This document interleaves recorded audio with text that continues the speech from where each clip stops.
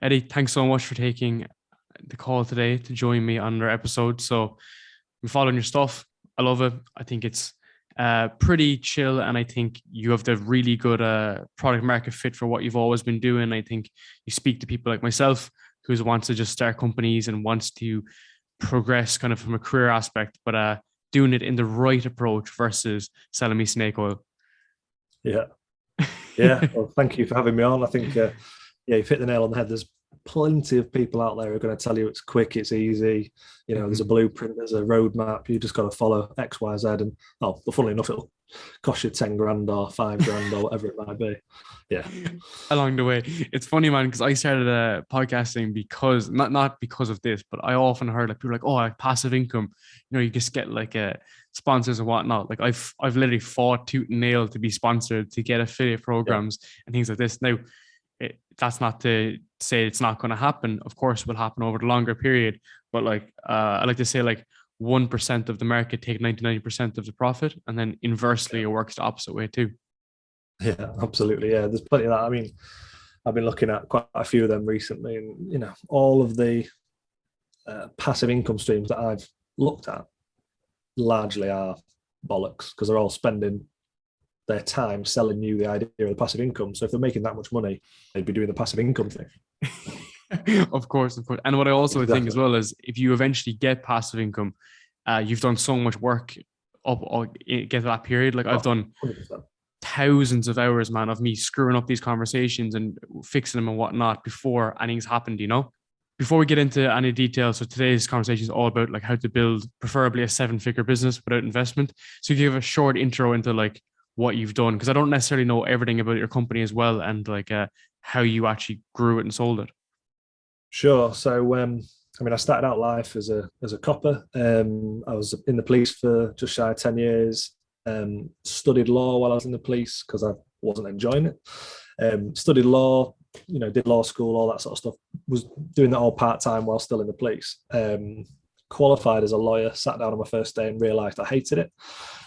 So sort of looked for I guess how to maybe do something else. And I'd always in the back of my mind thought I might fancy doing my own thing. So I first started out just with an idea of doing a service-based business. It was just literally to get me out of the position that I was in, I think. So I looked at just my skill set. What could I provide? Where could I get my immediate clients from? So I just started providing services to law firms and just, paying for my time, which was fine. It got me out of my job that I didn't want to be in, but I just sort of created myself a new job. So I kind of, go on, sorry. How did you get that client base if you were just, like, let's say you're just getting your legal career? Like, how does that kind of come? Like, because there's a lot of people now that are in a similar boat that would ask me saying, I want to be a freelancer, I want to get this, but I can't get clients. It's just literally, LinkedIn, really. So it was kind of, because obviously I've been in law for a year or two in terms of till I qualified. So it's who do I know? Who do I know that people might know, and ask for introductions? And I just literally tried to get my name out there to as many people. And I largely just did that on LinkedIn. And I think because I had the background that I had, and I had some credibility from the law firm that I qualified at, that helped open a few doors. Still took a while, and it was still hit and miss. Some months were good, some months were bad. But ultimately, I think quite quickly, I was never going to make a fortune doing that. It was going to just really be another job. So what I decided to do was try and think about what is in my wheelhouse as a skill set that I could use to apply to something more scalable. So I banded around in my own mind, really, what skills do I have? And I kind of relatively quickly my background had always been in fraud and crime. And I was kind of looking at how could that apply to businesses and what could be done to help businesses. So I actually ended up, my original idea was going to be a service that encompassed lots of different things for businesses. So it was going to have like a fraud helpline. It was going to have help if your employees, you suspect that they might be committing fraud. It was going to have online training. It was going to have, a wealth of different kind of services. And then naturally, as tends to happen, that became really, really limited. So I slowly, gradually narrowed that down. And I just ended up focusing on online training. And then fraud as online training was so narrow I needed to expand it to make it viable. So I actually expanded it to include, and later more focused on, cybercrime, which is obviously, a fairly, and still is, a booming market, but a fairly new market. And what I saw, and again, anyone who's in employment listening to this, you will probably have had to endure some horrendous online training at some point in your life. And I just thought, if I was going to do training, what would I want the training to be like? And so I just literally set out, created a bit of a test course, learned how to do it myself. I'm not technical, I'm not an animator or anything like that. I just cobbled together a few bits and bobs. I got some trial software, which I made it on. I paid for a license for some animation software, which is like 70 quid a year. And I just made an MVP, minimum viable product to kind of stay. Put it in front of a few people. I was like, look, if you've got to do online training about this topic, which one would you rather do? This sort of what's out there or this? And they were like, well, yeah, 100% that. So yeah, that's kind of where it started. I kind of very quickly narrowed down on that. It was online training, and I just needed to make the training better than what was out there. So it wasn't that unusual idea. It was just taking an idea that was already there, but doing it better.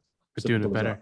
There's a loads to unpack from that there, but it's really that like software development life cycle there you're describing about like how it's a shit show at first. You're trying to provide everything. And how do you think about like people trying to bite off more they can chew? Because I definitely think, even from my own perspective, you're always thinking, loads of products, loads of services, but ultimately it can just be like one winner a lot of the time.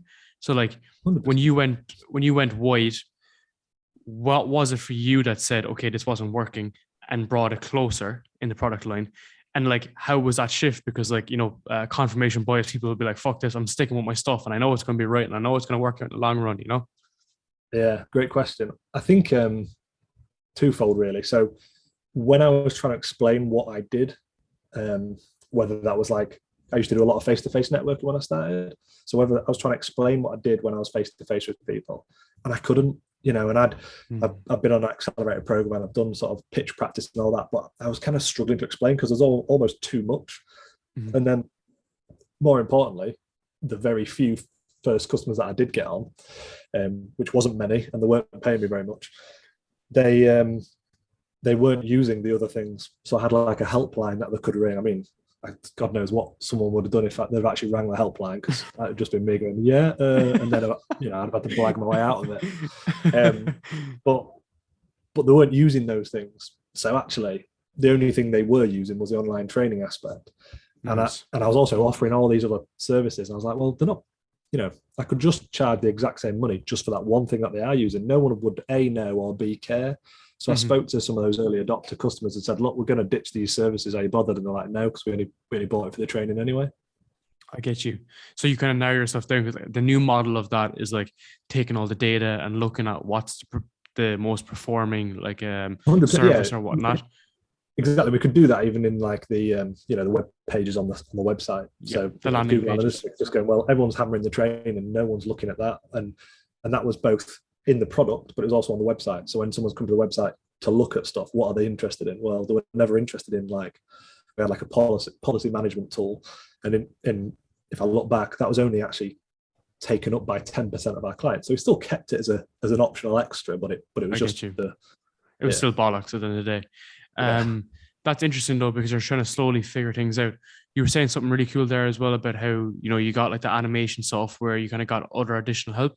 A lot of people would think like, you're kind of doing everything yourself, and you don't know where to look, because of a budget perspective. And again, like you did this with no investment, which I want to get into in a while. But like, what made you kind of think like to leverage these different resources? And like, what did you wanted to pick? Because like, for instance, like I have a graphic designer full-time, always since day one. And then there's some other things I do myself. And then I was even speaking with someone the other day, and I was like, fuck, like a VA, a virtual assistant would be very helpful. But Jesus, like where I could spend 2 months trying to train her, train him or her, you know what I mean? So then there's always kind of that kind of trade-off. It's like, what do you outsource? What do you get help with? And what should you try to improve yourself? Yeah, I really struggled with that at the start. I think for me at the start, I had no choice, because I'd quit the job. So I'd literally stopped working on the Friday, was working on the business on the Monday. And I was kind of trying to juggle quite a lot then, because I was juggling this kind of service-based business, which was just making a little bit of money, but barely.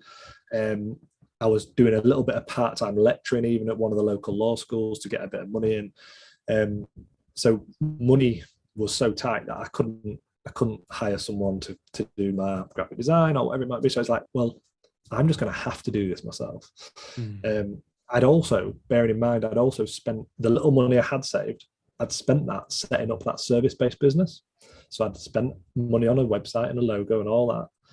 And so I was like, well, I can't. I'm only, a few months in, I'm changing it. I'm now going to have to spend that money again. So I was like, well, I can't. I'm just going to have to make it myself. So I got a logo made really cheap, and it was absolutely dog shit. In fact, my business name was absolutely dog shit. And then I figured out I'd never made a website before, so I just taught myself how to make a website. Used WordPress, bought one of the popular themes, built it myself. It was okay. It was slow as hell, but it served a purpose. And I kind of had to go through that whole process of doing it all myself. And in hindsight, I'm glad I did, because it set me up to know, like, every task, I know the value of that to me, because that's going to take me a week to do. Therefore, if I can pay someone, then that's going to save me a week, and I can spend that week on whatever, getting more customers, whatever it might be. How did you mentally kind of proportion that out? Because let's say we were discussing earlier about how you had time on your hand, so you didn't have another job, you had fucking 60 hours a week or whatever you want to put in, how much you want to do.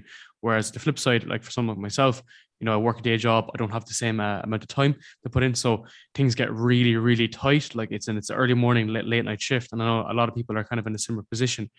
But for your own perspective, when you're trying to be like, okay, I'm going to be profitable, or not even profitable, I'm going to turn in some revenue in a couple of months, were you always on check with your stuff? You were really ahead of the game, or did you find yourself kind of chasing? Because at the end of the day, if you're not making revenue, you're literally not making any cash coming in. It's not like you got seed funding, and this is what's kind of important.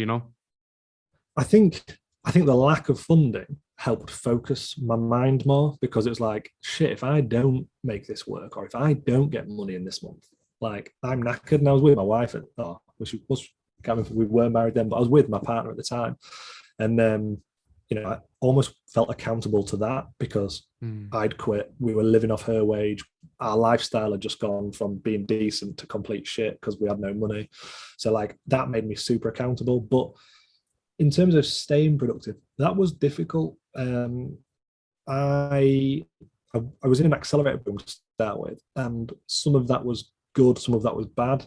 The good was, it probably taught me to be resourceful, and I could lean on people for a bit of experience.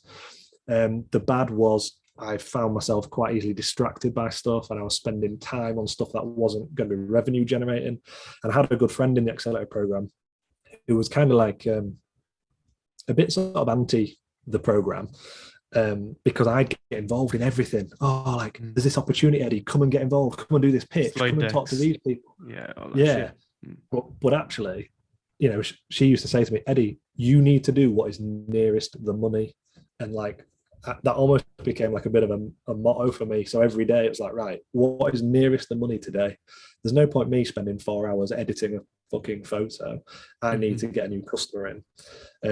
And that helped me. But the other tip that I had was diarising my time. So actually blocking out calendar. So if I knew what I was doing for the week, going Monday morning is website dev, Tuesday afternoon is training development, Wednesday is going to be purely outbound, reach, calls, LinkedIn, whatever, that sort of stuff. So breaking it down like that, because then it meant I didn't waste that time looking for the next task, because I knew what the next task was. And I'm still not great at that.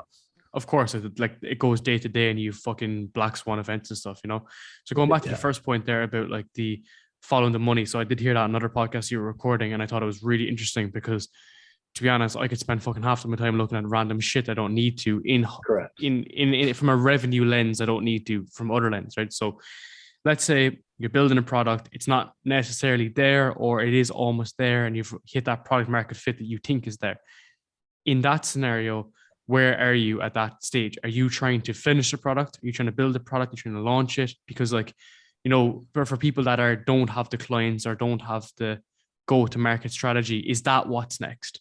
Is that how you follow the money versus bringing someone because it's built? I think I've got two answers to this.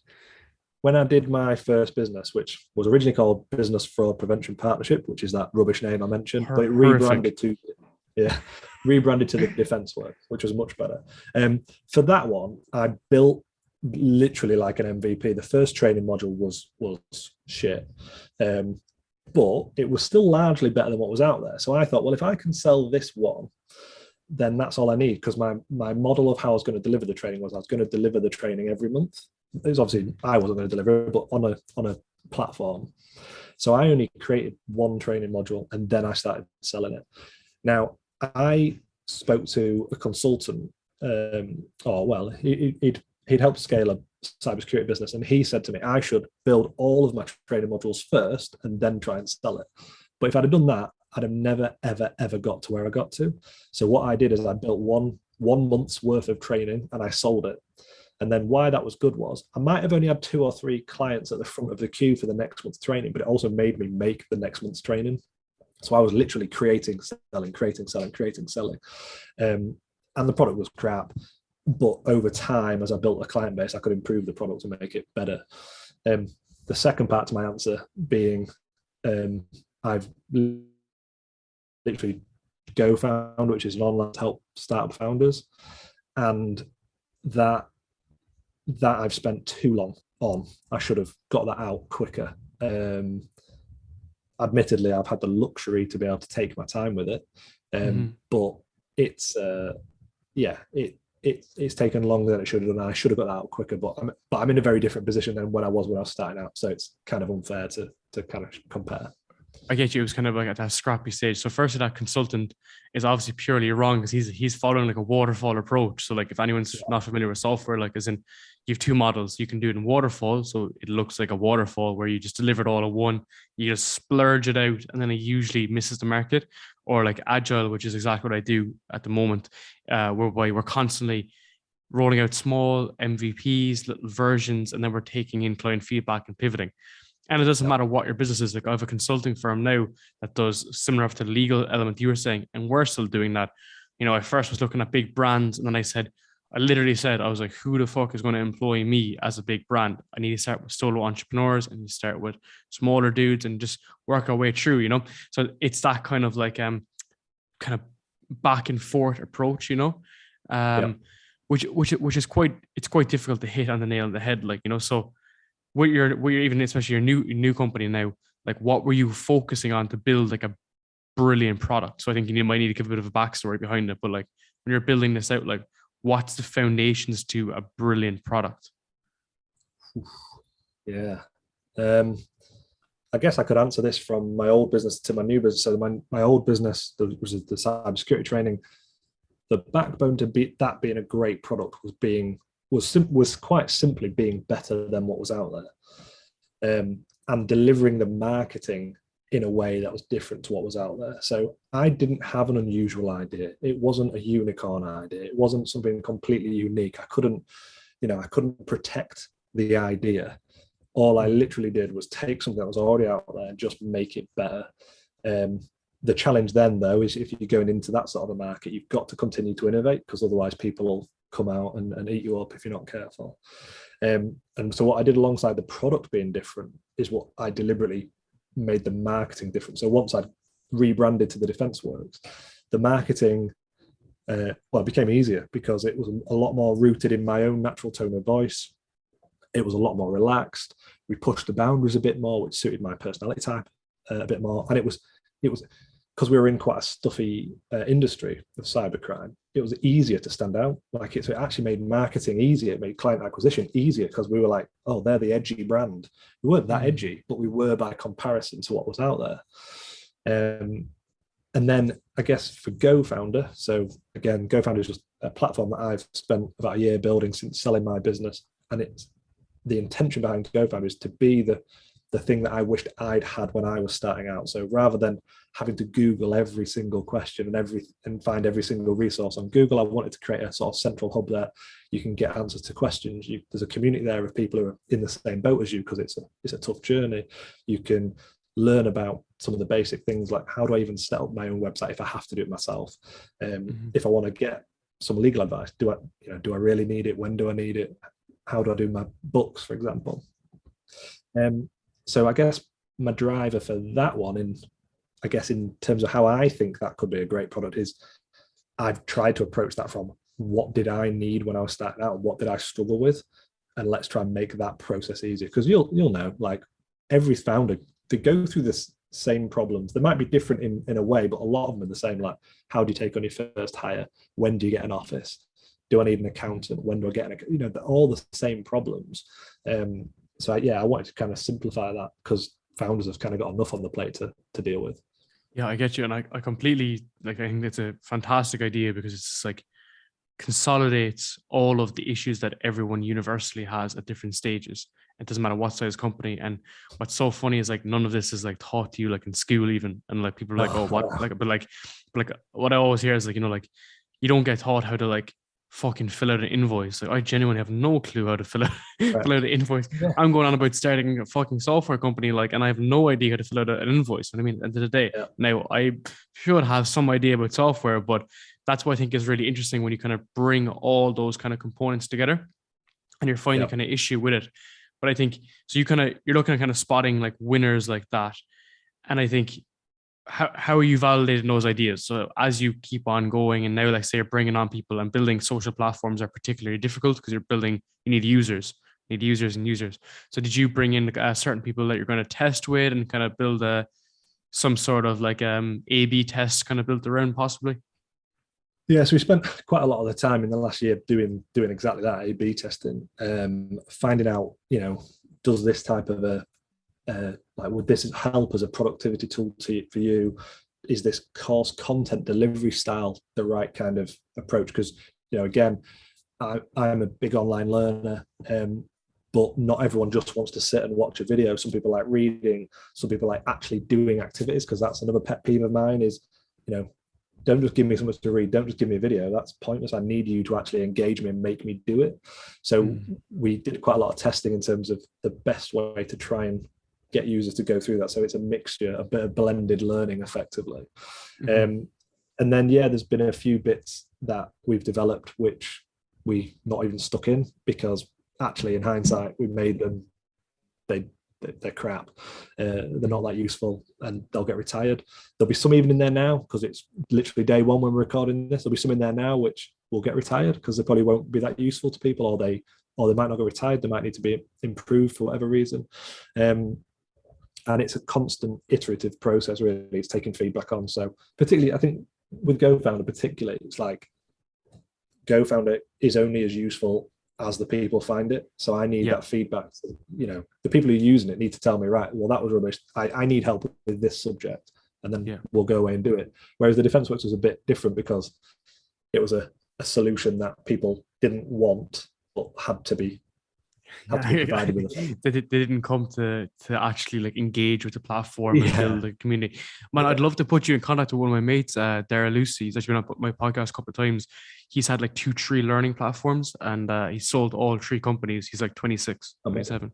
Yeah, and they're all like machine learning kind of education platforms, and kind of similar enough to that. Like he was building that community base. Now he's just trying to build a YouTube channel. Genuinely, he's like, fuck this.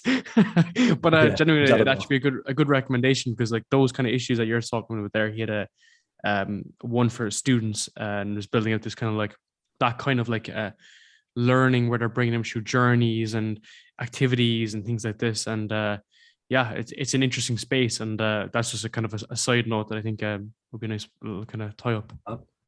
Yeah, of course. So what I want to get into, a big thing, is about the no investment aspect. So a bit of backstory for people. So I'm working in the world of fintech. There was 44 billion raised in Q2 this year, which is fucking monumental. The money that's flowing in, the VC funding, it's crazy. I often hear like, you think of any half the idea and you're going to get seed funding of 2 to 5 million, right? Why is it that you're particularly an advocate of not getting investment from the beginning?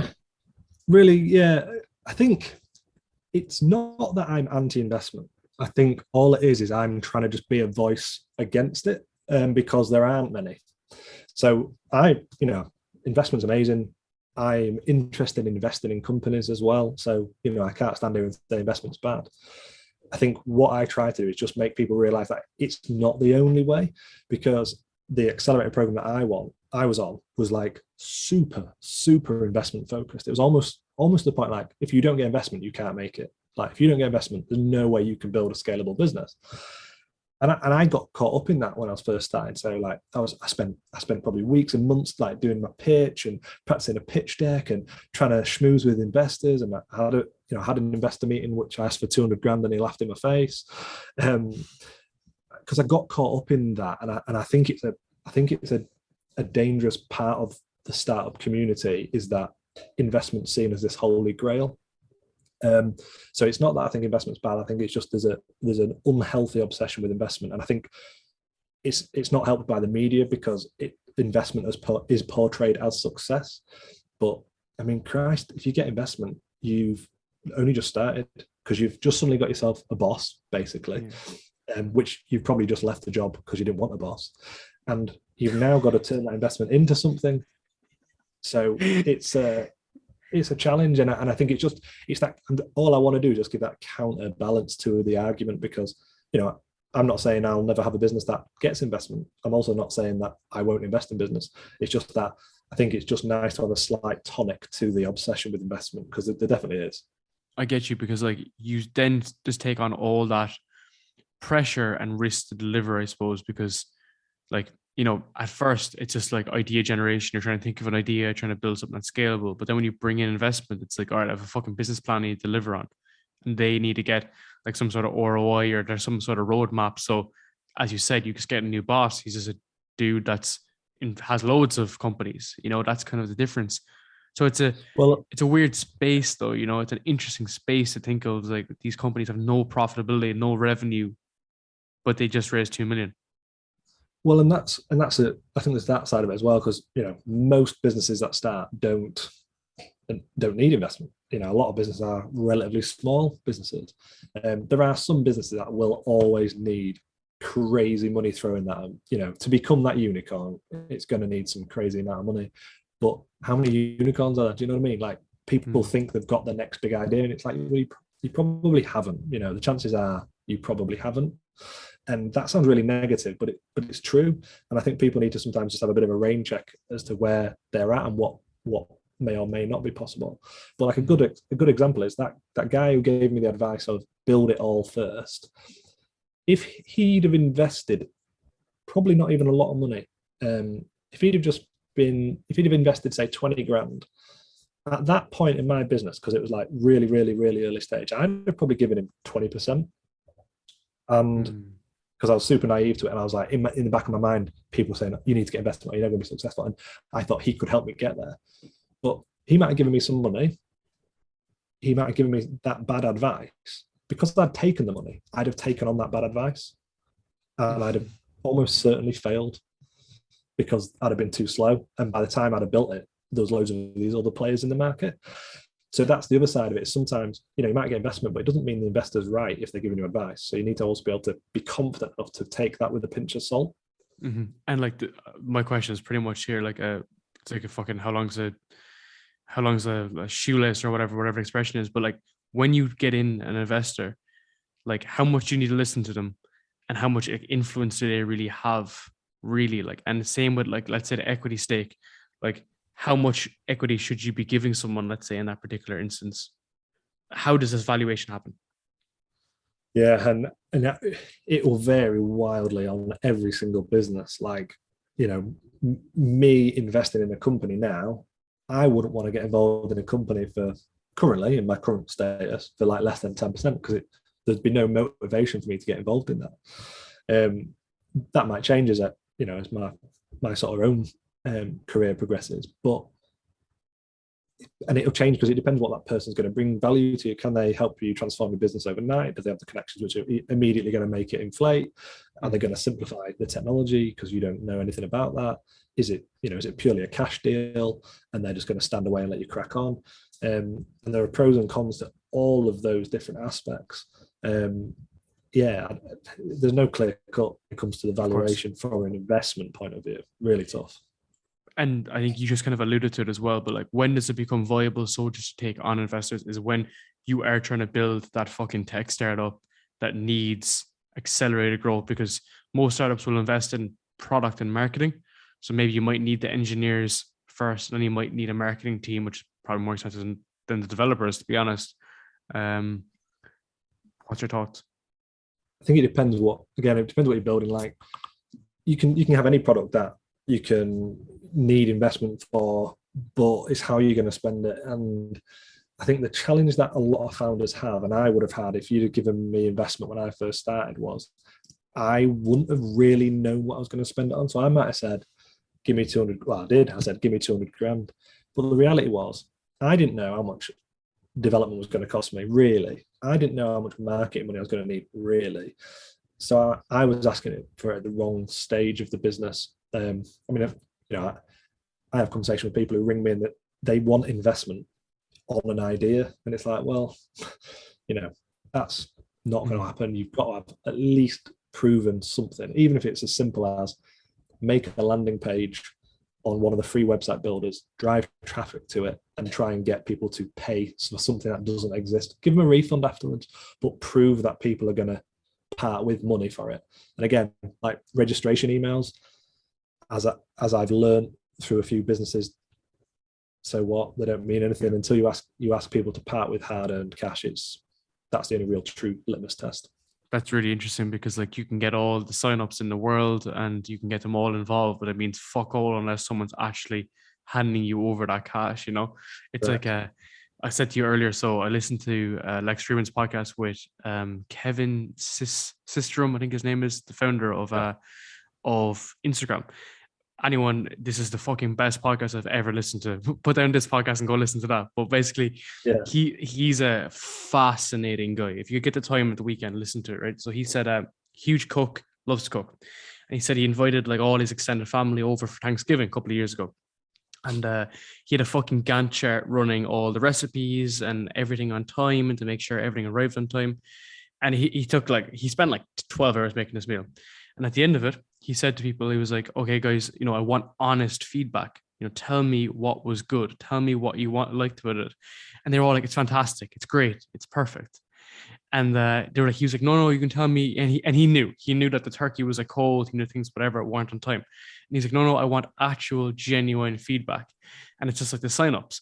He was like, everyone will initially sign up. Everyone will think, yeah, no worries. But then when it gets into crunch time, no one will actually go and do it. So I think that's where you said there, but the reflective mode, or where you're looking at the data, his perspective then was, and this was Instagram's model, was we ask you sometimes for, some text feedback, but ultimately we're looking at the metrics to see the landing page, how many people are there, basic ones actually. He said Instagram used very basic metrics.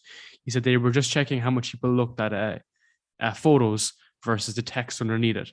They were looking at drop-off rates, not things that were too sophisticated. But it's interesting because he said that like they're the hard numbers to tell you if you have a product or not the inflated interest at the very beginning. Correct. You see it. E-commerce is a tough industry. You see people with tons of followers, but actually struggle to sell. I've had it across all things I've launched. Your waiting list is crazy, but then when push comes to shove, people aren't willing to maybe spend that money, or there's a barrier as to why they're not spending the money. And again, that analogy of making that food for everybody, had he have charged everyone £10 a head for that meal, they'd have given criticism then.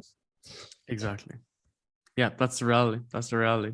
What I wanted to chat about as well was around scalability. So obviously, we touched on it in terms of investment, but like really, like how do you actually scale a company? Like, let's say if it is, so you had like an agency, kind of like a freelance kind of business, which comes with the natural cap of your hours input. You need to hire more people or whatever. But then you moved into a kind of a software model, and really, how do you scale that from maybe like a product perspective, from a marketing perspective, and just from like a personal perspective? Like, are you doing more road shows? Are you doing more interviews? Are you doing more podcasts to get that kind of growth? Yeah. So I think if I look at how I scaled the defense works, I'd gone from obviously that service-based model, which was, like you said, capped entirely by my time, which was a nightmare, through to trying to build something scalable. Now, the beauty with software as a service is obviously it is infinitely scalable. So I knew that if I built something once, I could sell it 1,000 times, as the old adage goes. And for me, the real clincher was just getting that first sale. Like I say this quite a lot on different podcasts, including my own podcast. Because it's something I said to my missus like on day one. I was like, if I can get one customer, I can get 10. And if I can get 10, I can get 100. And it was as simple as that in my mind. You've just got to then find them. Now, the beauty with software as a service is you are going to have setup costs and you are going to have the cost to get that platform running at a stable rate. However, the two things will cross over at one point. So you'll start down here with your income and your costs are, leveled out. But once you hit that, magic number, whatever it might be, maybe it's say 25 customers, then you are technically in profit from then on in. You're not, because you're going to have to increase, staff count. You're going to have to increase server capacity, all that sort of, yeah. But on the simplest premise, it's infinitely more scalable than consulting, and that's what gave me the passion. So in terms of how I scaled it as a business, that was how I approached it. In terms of the actual product itself, I had convinced myself when I was starting out that I needed to build a custom development, build my own platform, which is what I asked for the bulk of that money from the investor. And that's probably why he laughed at me. And that's because I just thought that's what you had to do. I thought everything had to be custom. Because again, probably going back 5 years, there was a big buzz around you've got to build your own software, the values in the software, blah, blah, blah. And there's some truth in that. So I'll caveat what I'm saying with that. But after getting knocked back to that investment and realizing that either I'm going to have to spend the next year trying to get investment to build something, I then found some open source software. So it's free software that I could use. It was used by universities and schools all around the world, hundreds of thousands of users, super, super scalable and stable, obviously. So if I can use that to do what I'm doing, then all I've really got then to do is focus on the actual training materials. So the platform it looked crap, but it was super scalable, super stable. And all I needed to do was make the content really good. And I kind of, did that for a while. So that helped me scale the product. And then in terms of the actual customers, I think the thing that I did at the start, which I encourage everyone to do, is do things that aren't scalable. Mm-hmm. So people will hear this one, I'm sure, from other podcasts and things, but so important. Like, my first customer was 15 quid a month. I had 2 face-to-face meetings with him to get him over the line for 15 quid.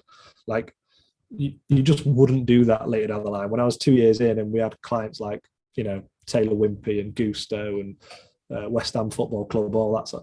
There's no way. Even then, I wasn't doing face-to-face meetings with most of those. I was doing an online Zoom demo.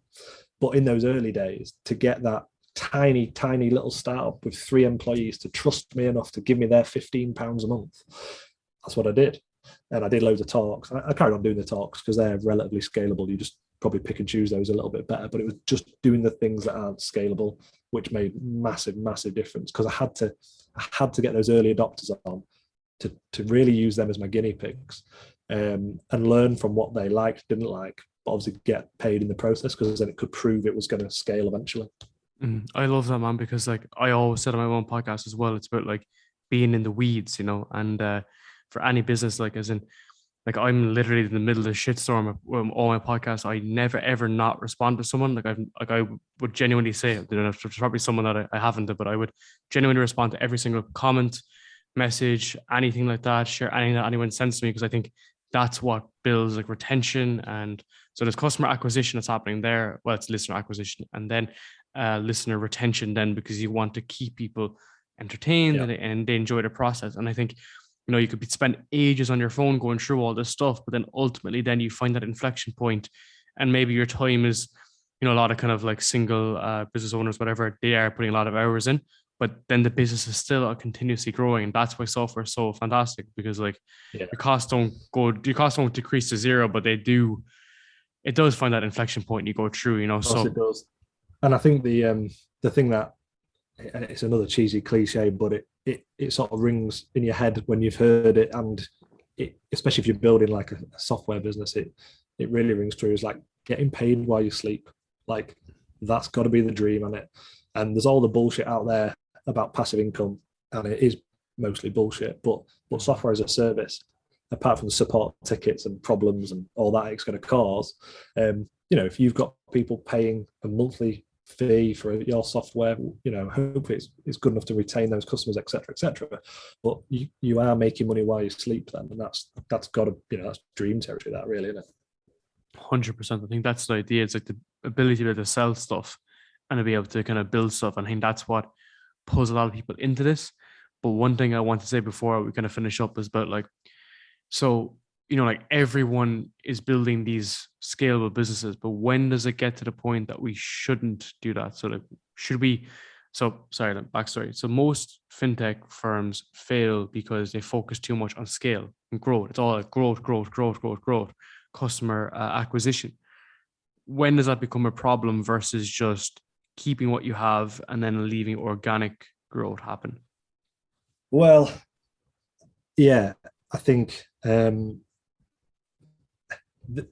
when the focus is wrong, isn't it? Because I think when I was building the defense works, I was never really in a rush. Whereas if I look at a lot of software companies, particularly those who've had investment, they are in a rush. And obviously they're in a rush because they've had investment, they need to make a return on that money, blah, blah, blah. And there's a huge drive in the startup community that everything should happen overnight, and it's a whole rush process. And actually, I think that's wrong to a large extent. I think the amount of unicorns that scale from nothing to whatever it is overnight is extremely rare. Sure, it sounds good and it makes for great reading, but the reality is most businesses take a long time to build, and getting that momentum takes a long time. Getting those customers take a long time.